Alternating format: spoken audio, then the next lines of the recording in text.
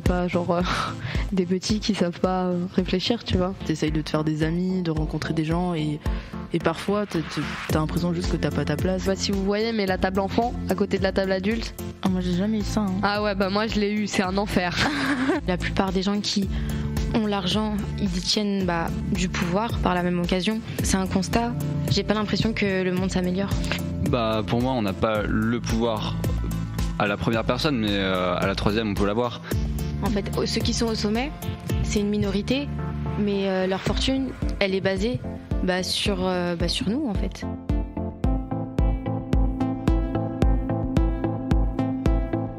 Aujourd'hui, on se retrouve pour discuter des activités collectives des ados présents autour de la table. Du coup, parlez-nous de comment est-ce que vous choisissez les activités en dehors du monde scolaire. Pourquoi ces activités ? Voilà, pourquoi ces activités, c'est une question en fait. Pour le coup, j'avoue que j'ai fait plein d'activités dans ma vie jusqu'à présent. Et un peu au feeling en fait. J'y vais au hasard, voir s'il y a des gens cool. Et s'il n'y a pas des gens cool, je me casse. Voilà, tout simplement. Assez radical. Moi, c'est vrai que c'est plus dans les sports. C'est vraiment une façon de me défouler.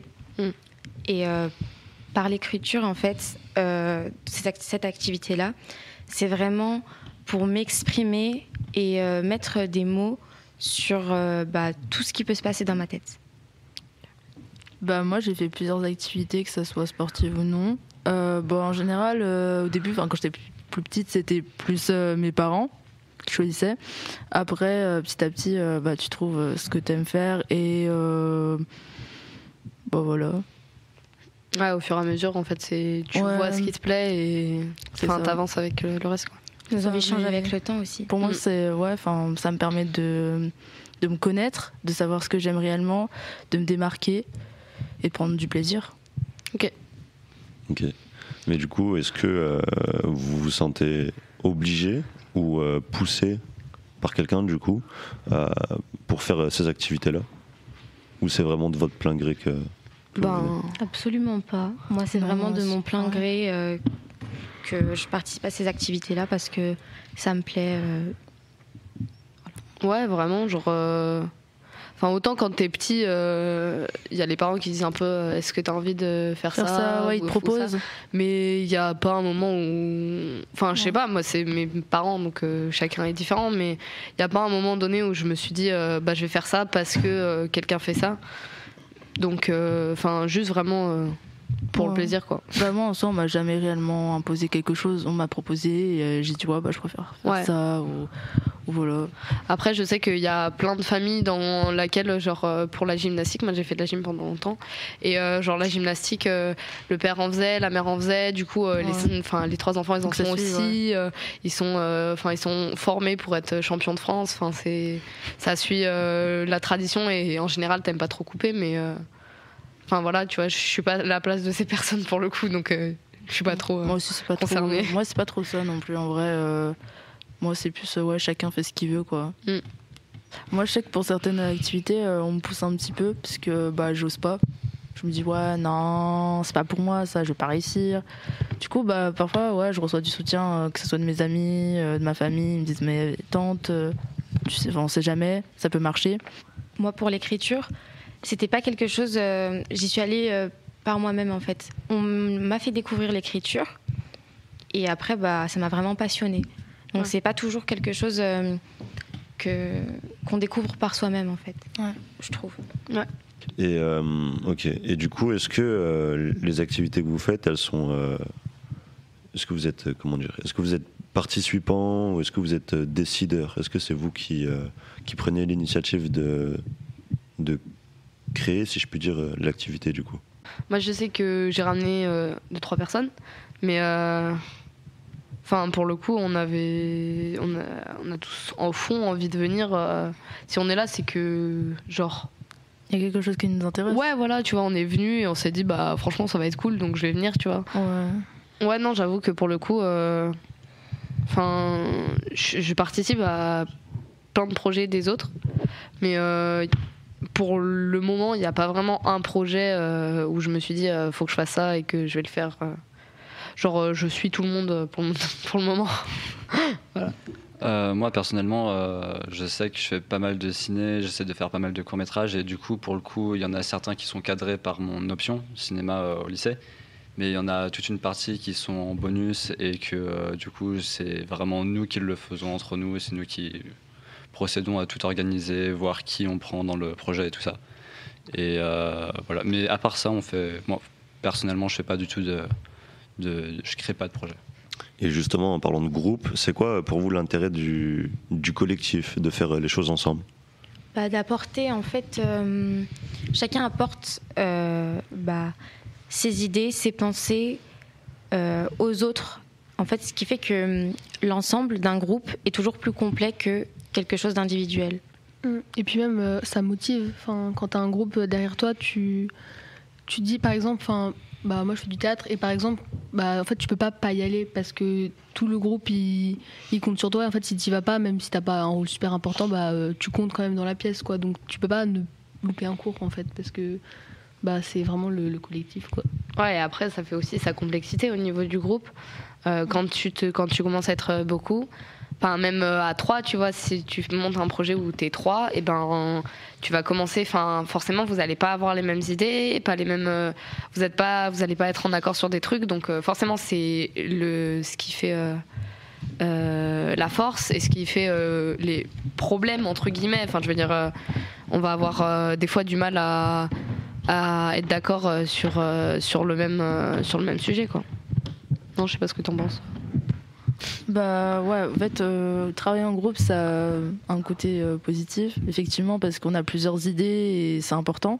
Parce que forcément, nous, on a notre pensée et le fait de la développer grâce aux idées des autres, c'est intéressant. Et puis, on rencontre de nouvelles personnes et ça ouvre notre esprit. Après, c'est vrai que c'est un côté un peu négatif. Dans le sens où, oui, effectivement, s'il y en a un qui est absent, le groupe n'avance pas, en fait. Donc voilà, et il faut que tout le monde soit au taquet. Hein. Et investi aussi. Ouais, c'est ça. Et investi, ouais, c'est ça. À ce propos-là, est-ce que vous accepteriez de nous partager un petit peu les façons dont s'organisent les rencontres, les discussions collectives? Est-ce que vous avez des outils pour ça? Est-ce que les choses sont plutôt spontanées? Comment ça se passe dans vos groupes? Les réseaux, en vrai. Hein. Genre, soit on se voit en vrai. En FaceTime, sinon. Ouais, aussi. Moi, je l'ai pas beaucoup fait en FaceTime, j'avoue que. Moi non plus. C'est un peu compliqué, je trouve, en vrai. Ça dépend ce qu'on fait. Mais moi, j'avais fait un groupe de danse il y a un moment. Et ça s'est un peu dissous, tu vois. Mais les moments où on se voyait, c'était par message et on se voyait chez l'un, chez l'autre. Et donc voilà, mais. Ouais. Moi, personnellement, à la danse, ça n'a jamais été trop ça. Enfin, je trouve que c'était pas vraiment un groupe soudé. Enfin, je trouve que c'est assez individuel, même si on est ensemble. Je trouve que c'est un peu chacun pour soi. Okay. Alors que quand j'étais dans un cadre scolaire, par exemple le théâtre, parce que je fais du coup l'option théâtre au lycée, et donc c'est quand même un cadre scolaire avec des professeurs, je trouve quand même qu'on s'entraide. Il n'y a pas de jugement, etc. Ouais. Je suis d'accord aussi, je te rejoins. C'est vrai que moi, je fais de la danse, c'est pas... Et c'est vrai que c'est chacune pour soi, en fait. Il n'y a pas d'esprit de solidarité. Je trouve. Il y a une compétition constante. Compétition. Ouais. C'est un peu lourd parfois. Parce qu'en plus, parfois, tu essayes de te faire des amis, de rencontrer des gens. Et parfois, t'as l'impression juste que t'as pas ta place. Quoi, et c'est ça, ouais. Tu restes de côté. Enfin, moi, c'est ce qui m'arrive la plupart du temps. Enfin, j'ai pas vraiment de lien en fait, avec les personnes avec qui je fais de la danse. C'est plus à l'extérieur. Après, ça me va, mais. Souvent, j'arrive en milieu d'année, et donc les groupes ils sont déjà formés. Et je suis là. Coucou. Salut, ça va? Ouais, c'est ça. Et puis en plus, quand t'es nouveau, en général, il y a tout le monde qui se focalise sur toi pour voir ton niveau. Ça. Donc ils évaluent à peu près. Tu te sens très observé, grave. Ouais, comment t'es par rapport à eux. Ouais, c'est ça. Et du coup, c'est une question personnelle, mais est-ce que vous préférez être en collectif ou en individuel? C'est vrai que je préfère être en individuel parce que j'ai beaucoup cet esprit de compétition et comme je l'expliquais tout à l'heure, quand j'ai pas envie d'avoir une responsabilité envers quelqu'un et je veux pas qu'une personne ait une responsabilité envers moi. Si on fait un projet et que l'une de nous deux en fait se plante, en fait, ça pénalise l'autre. Et j'ai aussi... En fait, c'est vrai que quand il y a trop de monde, il y a trop d'idées différentes et c'est dur, même si c'est complet, c'est dur de faire quelque chose de formé, de fini dans un groupe. Ouais, je sais pas, moi honnêtement, j'ai pas trop d'avis là-dessus parce que les deux me plaisent beaucoup. Le fait de voir du monde et de travailler avec ces personnes, je trouve ça super cool, mais en même temps, je veux dire, il faut qu'on s'entende correctement tous ensemble pour être dans la bonne entente du groupe et avancer là-dessus. Et le fait d'être toute seule, t'avances très vite, surtout dans la conception d'un texte, par exemple, et quand tu dois finalement faire un texte, tu te rends compte que le fait d'être tout seul avec tes idées, c'est assez simple finalement d'avancer par rapport à quand t'es en groupe. Voilà. Moi, personnellement, ça dépend beaucoup des activités en fait. Il y a des activités où je me vois pas les faire toute seule et d'autres, je me vois pas les faire en groupe. Ça dépend vraiment. Il y a des activités où c'est génial d'être en groupe et vraiment, pour moi, c'est impossible de faire quand t'es pas en groupe. Et puis même pour ce qui est de l'esprit de compétition, je trouve que ça peut être pas mal d'être en groupe. Moi, je sais que par exemple, quand je fais du sport, j'aime être avec d'autres gens pour me comparer, mais c'est pas un esprit de compétition en mode malsain. C'est juste ça te motive. On fait notre truc et après il y a des gens derrière nous, il y a des gens devant nous, on voit à peu près notre niveau par rapport à eux et ça dépend. Ça dépend beaucoup des gens aussi parce que c'est impossible de travailler avec des gens qui n'ont pas du tout les mêmes idées que toi et qui veulent pas du tout faire pareil quoi. Donc dans ce cas-là, et puis même parfois tu sais même pas si tu peux compter sur eux, s'ils vont être présents, s'ils vont s'investir. Oui, dans les travails de groupe. Quand c'est avec des amis, tu peux pas réellement leur dire. Parfois c'est un peu compliqué. T'as pas envie de les blesser. Ou voilà. En fait, t'oses pas quelque part dire des trucs alors que en fait, c'est complètement débile parce que tu lui veux ni du mal ni quoi que ce soit. Tu as juste envie de lui faire une réflexion. Et t'as pas envie d'être autoritaire. Justement, moi c'est vraiment comme je suis perfectionniste et tout ça, surtout en compétition. Et je sais que juste pour ça, je pourrais pas me mettre avec quelqu'un que j'apprécie parce que j'attendrais trop de l'autre. Je veux dire, commencer un projet et faire l'idée était cool, mais j'ai du mal à faire ça. Peut-être avec toi ou juste dans le principe, j'ai du mal à faire ça. Je trouve que. Et du coup, dans ces cas-là, est-ce que vous arrivez à le dire ? Comment vous pouvez le dire ? Est-ce qu'il y a des espaces de discussion autour de ça quoi ? Perso, il y a le moment où, je sais pas vous, mais il y a le moment où tu te sens un peu lâché.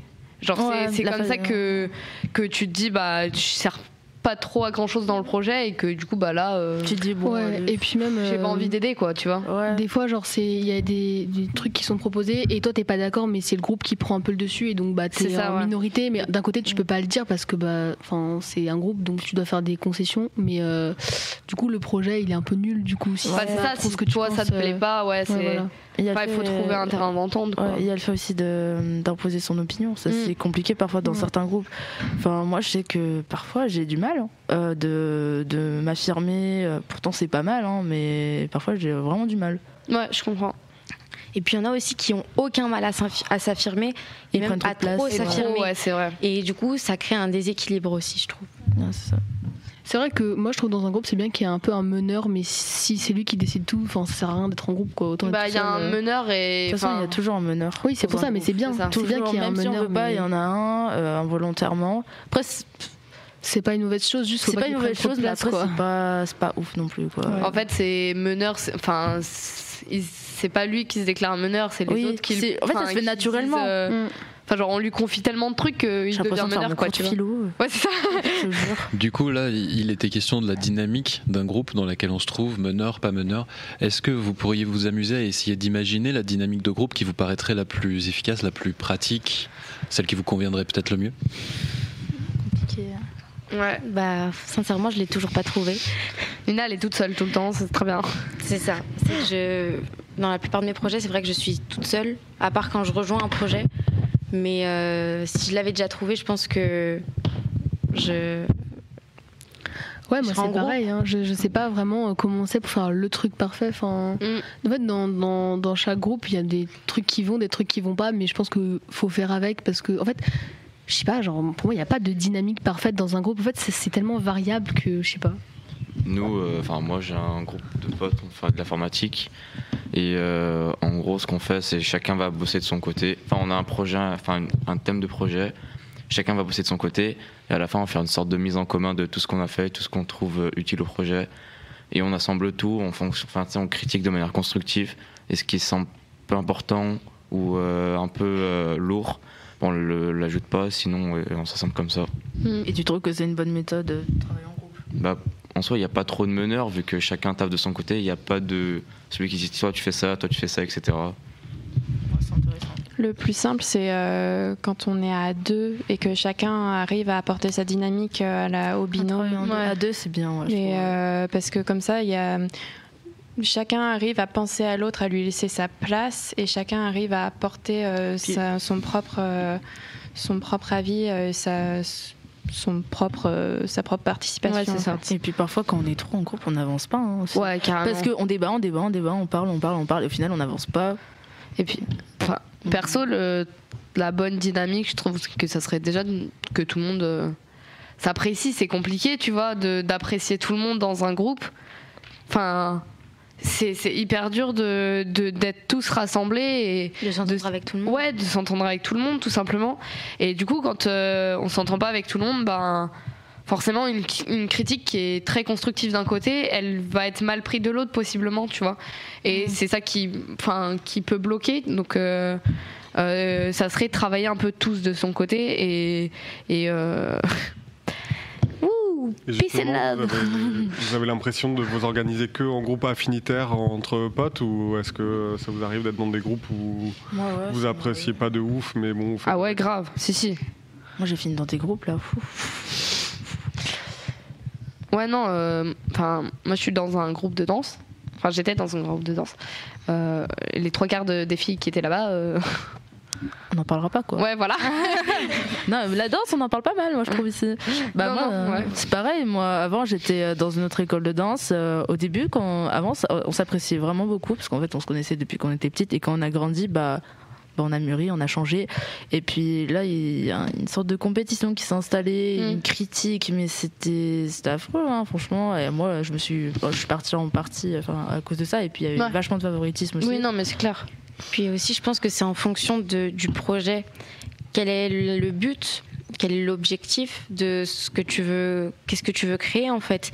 Il y a des choses que ce serait plus judicieux de faire avec des gens avec qui tu t'entends pas forcément bien, mais qui ont de super idées et qui pourraient vraiment nourrir le projet. Et il y a des choses qui sont extraordinaires à faire entre amis. Ouais, c'est ça. Moi, je sais que par exemple pour des travaux qu'on fait en cours, j'ai tendance à me mettre avec mes potes, mais parfois c'est pas la bonne solution parce que parfois t'avances pas parce que du coup, et puis moi j'ai des amis, ils sont pas trop scolaires parfois et du coup moi j'ai l'impression juste d'être la relou de service qui veut bosser, qui va avoir une bonne note et j'ai pas envie de me disputer avec eux parce que moi j'ai envie de bosser mais pas eux, mais je me suis mise avec eux parce que ce sont mes potes. Du coup je me dis peut-être que j'aurais dû me mettre avec quelqu'un que je connais moins bien mais que je sais qui taffe et avec qui j'aurais pu bien m'entendre. C'est ce qu'on parlait tout à l'heure en fait, le fait de faire des critiques qui sont pas méchantes ou désagréables, c'est juste parfois ça marche pas, c'est tout. Voilà, c'est ça. Voilà. On s'apprécie en dehors du milieu du travail, mais quand c'est dedans, ça devient hyper compliqué. Ouais. Bon, on va sortir un peu de ce truc-là, on va parler d'adultes. Yes. Les grands. Ouais. Pour vous, quels sont et quels devraient être les rôles des adultes dans les initiatives ou dans les activités ? Nous accompagner, grave. En soi, je pense que quand t'es petit, t'as pas forcément l'initiative en fait de faire un truc, quoi. Donc nous pousser, pas nous pousser, mais au moins nous faire découvrir ça et qu'après on puisse savoir si ça nous plaît ou si ça nous plaît pas, parce que en soi quand on est petit on peut pas savoir si ça nous plaît ou si ça nous plaît pas, donc faut essayer, quoi. Pour moi, un rôle de parent, c'est juste un accompagnement en fait jusqu'à qu'on en ait besoin, jusqu'à qu'on en ait encore besoin en fait. Quand on est petit, on a des moyens très réduits, on peut pas faire grand chose, de par nous-mêmes en tout cas dans la société actuelle. Donc les parents ils sont là pour nous accompagner, pour faire pour nous aider dans nos projets et nos futurs projets en fait, tout ce qui est Ouais, voilà. Sur le rôle du parent, ouais, ce serait vraiment le fait d'aider et de conseiller surtout. Ouais, c'est ça. Moi, je sais qu'avec mon père, en général, on discute beaucoup et il me conseille énormément parce que lui, il a vécu certaines choses que moi, j'ai pas encore vécues. Donc, il a son expérience, mais après, il va pas me dire, pour toi, ça va être pareil, quoi. Ouais, c'est ça, c'est conseiller sans obliger, quoi. Il me parle de son expérience, il me dit, peut-être que tu devrais faire comme ci, comme ça et que ça marchera. Après, c'est à nous d'essayer, c'est à nous de découvrir. C'est ça, ouais. On n'a pas tous la même vie. Même, il n'y a pas que les parents qui nous accompagnent dans les activités. Ouais. Et aussi. Ouais, on a dit adultes, pas parents, c'est vrai. Ouais. Et puis, je pense que aussi avec nous critiquer, mais de manière constructive aussi. Mais faut qu'on en ait envie aussi. Mais là, je pense que c'est vraiment le rôle des adultes au sein des activités. C'est vraiment puis nous motiver aussi. Au-delà de dire les adultes ils ont vécu plus de trucs, on leur doit le respect, ça va plus dans l'autre sens en disant on a vécu plus de trucs donc il faut vous aider à avancer sur la suite de vos projets en fait. Et puis oui, quand on est petit, du coup l'adulte il va plus avoir le rôle de faire découvrir les choses, lui montrer qu'il y a d'autres choses, un peu stimuler la curiosité. Et puis après, quand on est plus grand et qu'on développe nos propres initiatives, nos propres envies, tout ça, c'est plus de l'accompagnement et permettre un accès plus facile à des outils dont on a besoin pour vraiment s'exprimer et vraiment faire cette initiative, je pense. Je suis d'accord. Et nous soutenir aussi. Ouais. Oui. Ok. Vous parlez d'accompagnement, mais ça veut dire quoi du coup pour vous ? Ouais, accompagnement, c'est nous soutenir, comme elle disait. Et en fait, ça englobe tout ce que, pour moi, ça englobe tout ce que je dis précédemment. Nous critiquer de manière constructive, mais avec notre consentement. Il faut qu'on ait envie aussi. C'est-à-dire, c'est éliminer aussi les parts de doute, tu vois. Après, les adultes, ils n'ont pas forcément raison. Oui, voilà, c'est ça déjà, premièrement. Mais, je veux dire, être quelque part un peu sur, pas le même pied d'égalité, mais parler de la même façon, tu vois. Genre, oui, j'ai vécu plus de trucs, mais est-ce que j'ai correctement vécu ces trucs, tu vois. J'ai vécu ces trucs sans devoir dire je les ai vécus, donc c'est la bonne façon, tu dois faire pareil, quoi. Ouais, voilà, c'est ça. Alors que non. C'est vraiment être là, si t'arrives pas à marcher, on te tire un peu vers le haut pour que tu continues à marcher. Enfin, je sais pas si c'est clair mes images, mais... Oui, et puis en fait, peut-être poser les bonnes questions. Ouais. Parce qu'en tant qu'adulte, du coup, tu as un peu plus de recul par rapport à l'initiative que l'enfant il veut faire, par exemple. Et du coup, poser les questions pour qu'il puisse lui-même réfléchir à des solutions pour bien avancer, tout ça. Et donc, en fait, lui donner comme une structure pour pouvoir s'élever, s'épanouir. Je sais pas, un tuteur, en fait. Amener à la réflexion. Puis ça dépend aussi de l'affinité qu'on a avec cet adulte-là, je pense. Ouais, c'est vrai. Après, ça joue aussi beaucoup, je trouve. Et que oui, il faut savoir trouver les bons adultes en fait pour nous accompagner. Du coup, tant qu'on est jeune, on a encore besoin des adultes. Peu importe la raison. Pas forcément quand on est jeune. Moi, je trouve que même quand tu vieillis, t'as besoin parfois de la vie. T'as besoin en fait des gens, des autres. Ouais, t'as besoin des autres en général. Pas forcément quand t'es un ado, t'as besoin d'un adulte.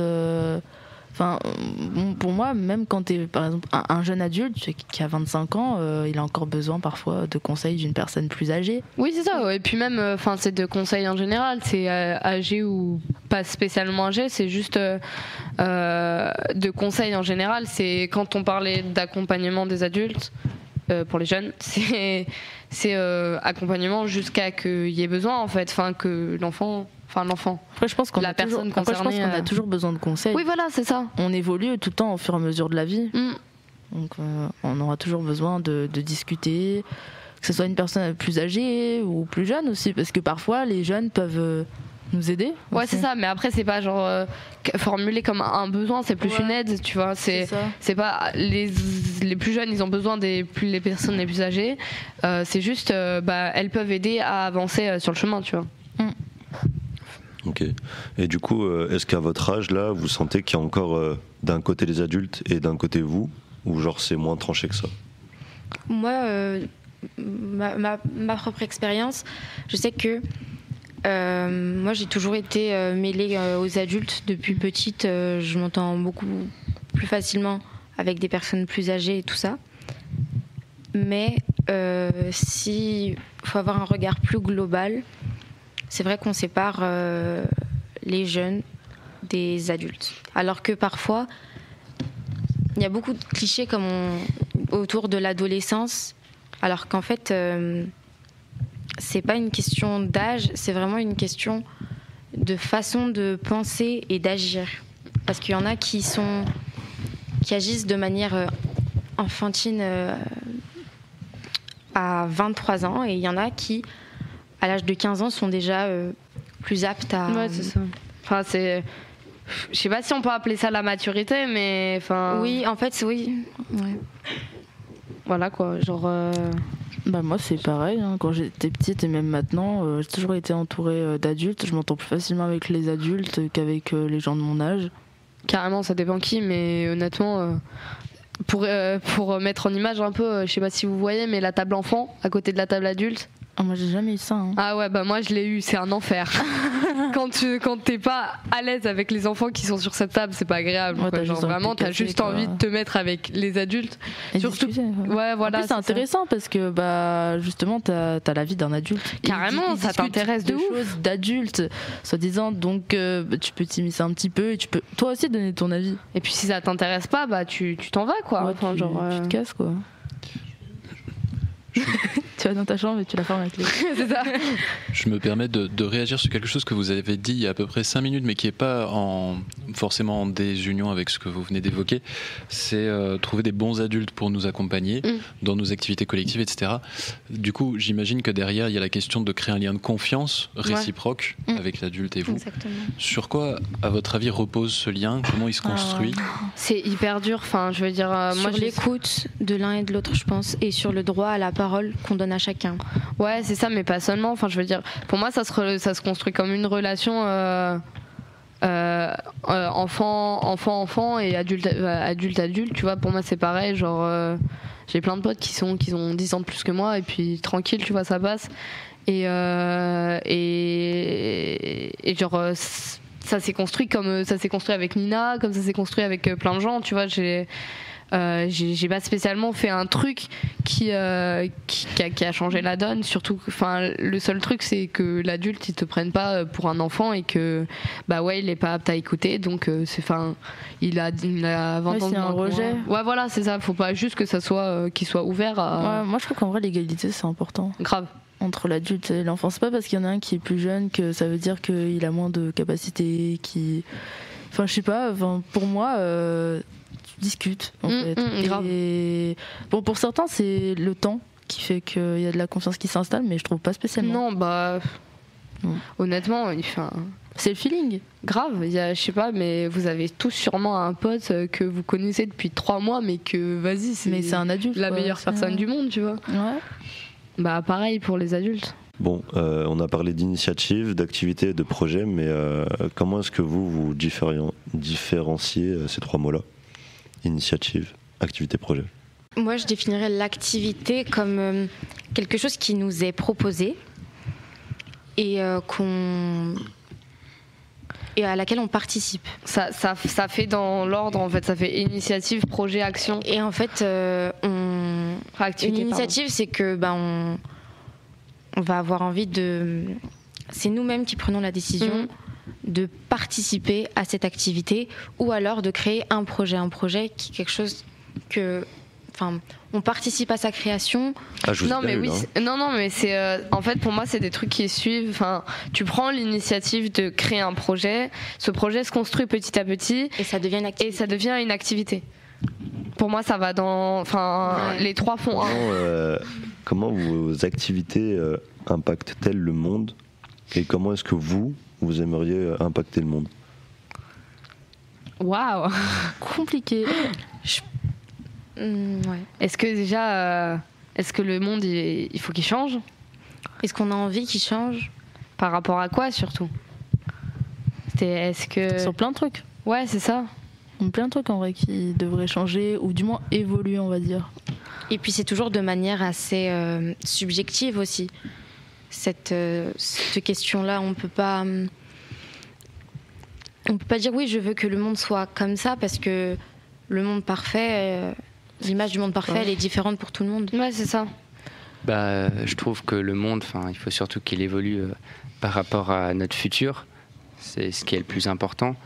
Et il faut faire en sorte que tout le monde ait une place. Et même s'il y a toujours des conséquences, mauvaises ou bonnes. Ouais, c'est ça, c'est l'égalité qui ressort. Qu'on soit tous sur une. Voilà. Après, est-ce que nos activités, elles changent, elles font pour changer ça? Est-ce qu'on a une place, en gros, c'est ça? Qu'on a une place dans ce monde? Ouais. On est beaucoup, hein? Non, ouais.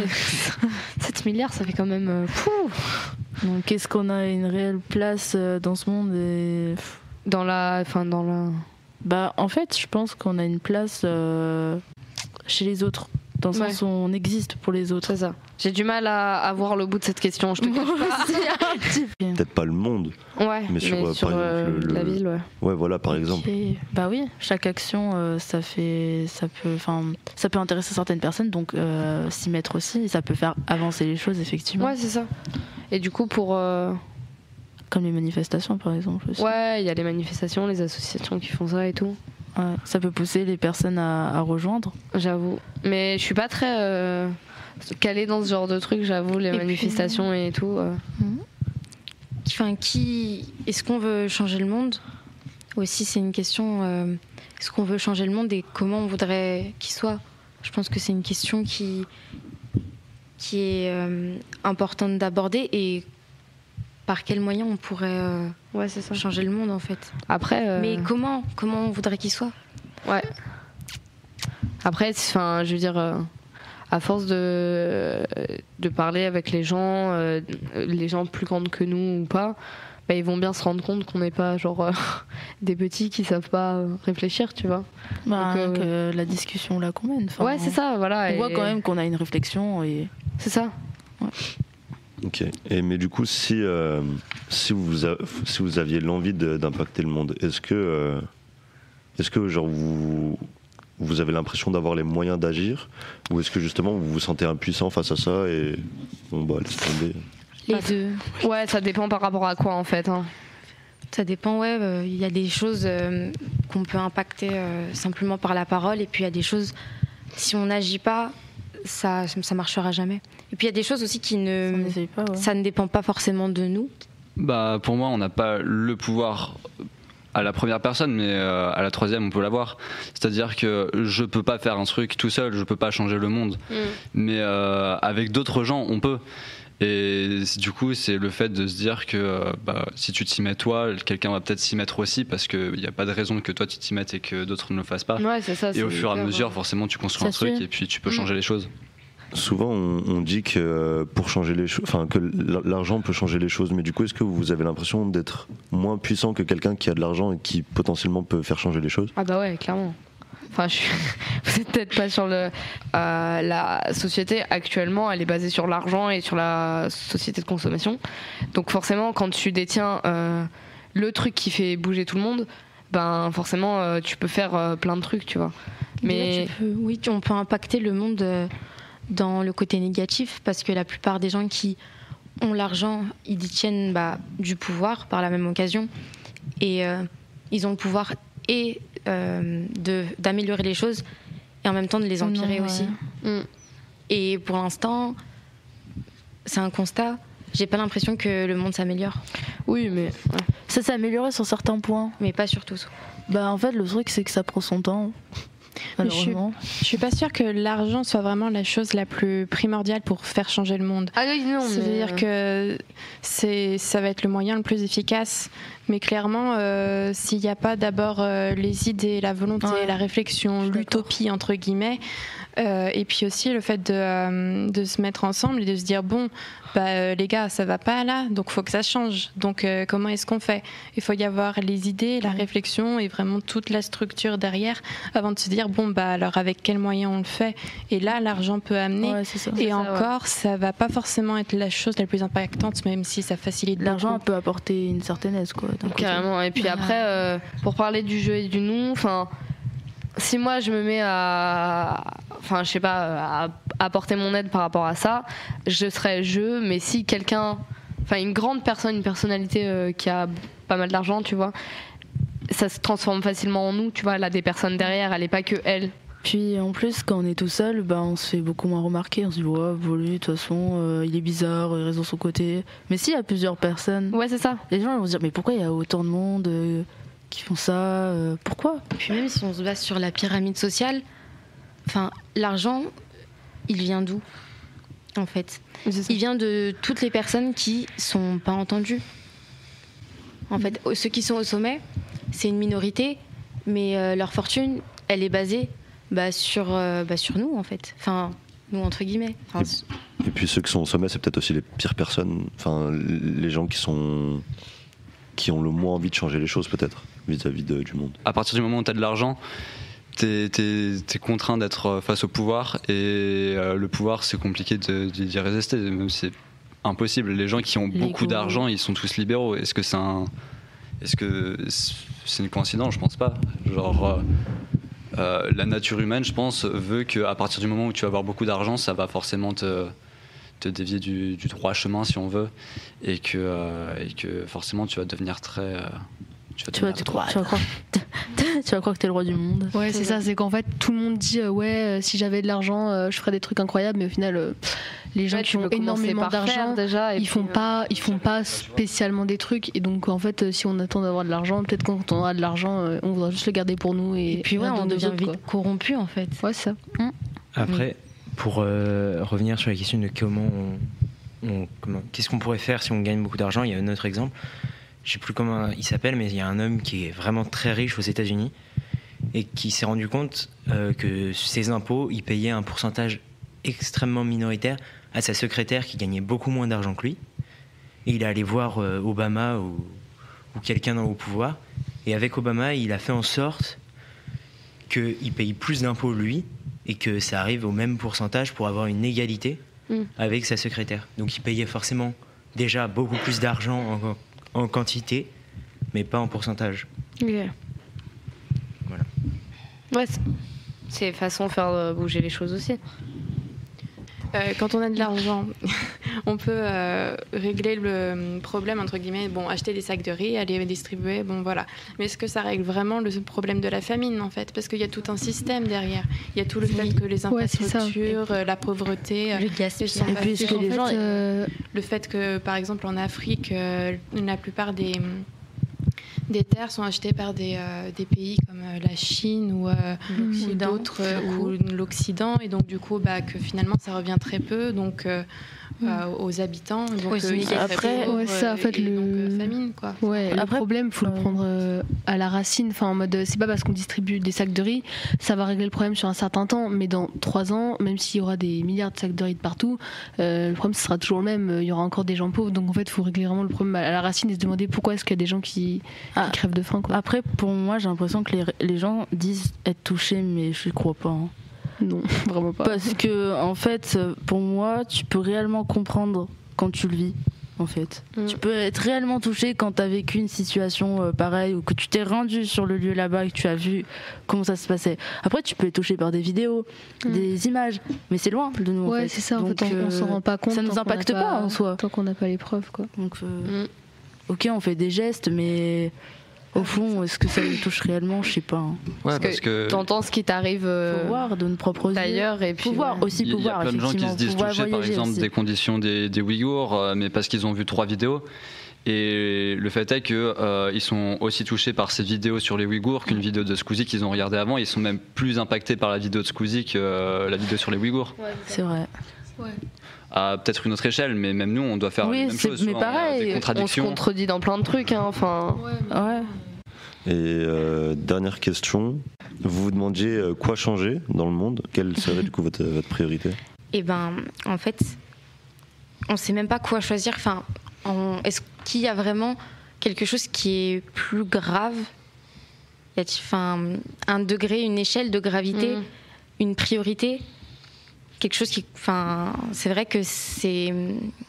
Chaque problème de la société et chaque problème mondial a un impact. Ouais, voilà. Est-ce qu'il y a vraiment une échelle pour dire ça c'est la priorité, faut le faire avant et délaisser les autres problèmes? Moi je pense déjà faut s'occuper de la planète parce qu'on y vit et avant de s'occuper des problèmes entre les humains, faudrait peut-être s'occuper de la planète parce que s'il n'y a plus de planète, il n'y a plus d'êtres humains. C'est vraiment si grave? C'est grave de quoi? De pas s'occuper de la planète? Non, qu'il n'y ait plus d'êtres humains. Encore une autre question. On n'a pas envie de disparaître, je pense, d'un côté.